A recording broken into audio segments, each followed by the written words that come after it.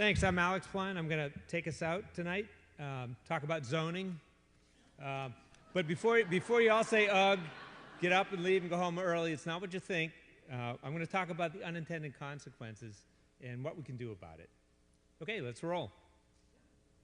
This is Annapolis in the 1880s.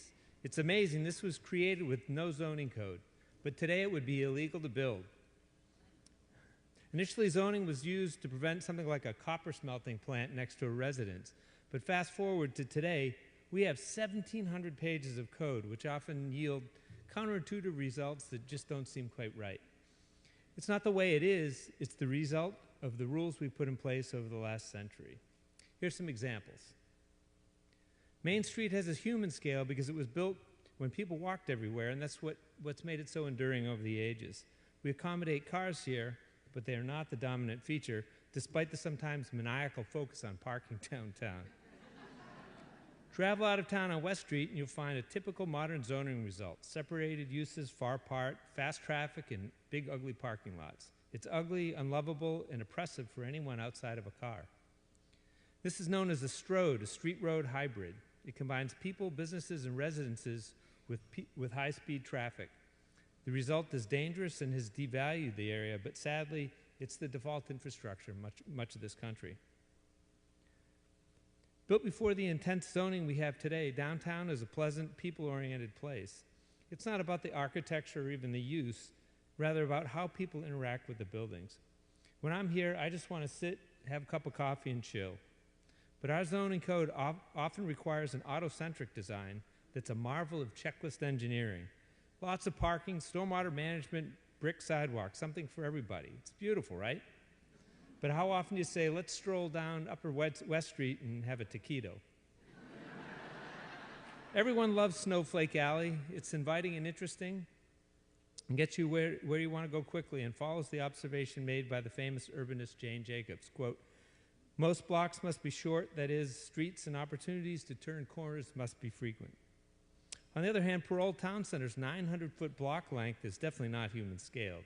It's well appointed from a planner checklist standpoint, but the blocks are long and boring when you're on foot. But it's considered smart growth, so it's got to be good, right? Annapolis has some terrific civic architecture, but more important is the building form and its location on the street. It makes it an interesting place to walk by. Fast forward to the 70s when Arundel Center was built. Its placement on the block hides it from people, and that wall is so despotic to anybody walking by. We probably should paint a mural of some of our favorite dictators on it. What kind of nonsense produces this? These are 3-story townhouses on Prince George Street, one of the most admired places in town. It's great walkable urbanism, but could we build this legally today, given our minimum parking requirements? These days, we zone townhouses that are really just houses without the town in car-dependent areas because no one complains about it there. But then we wonder why everybody drives everywhere. I call it density without urbanism, and it's the worst of both worlds. Street layouts determine how easy it is to get around. Once cars gained mass popularity and Americans started using them as prosthetic devices, we changed the pattern because it was assumed everyone would drive everywhere, so connectivity wasn't important.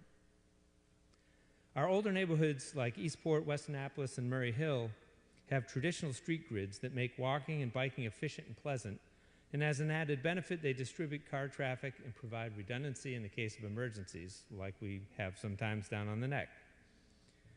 But now we create one-way in, one-way out cul-de-sac neighborhoods, which we think produce the idyllic American dream with no traffic on the street, but they greatly lengthen the distance people have to travel to get anywhere.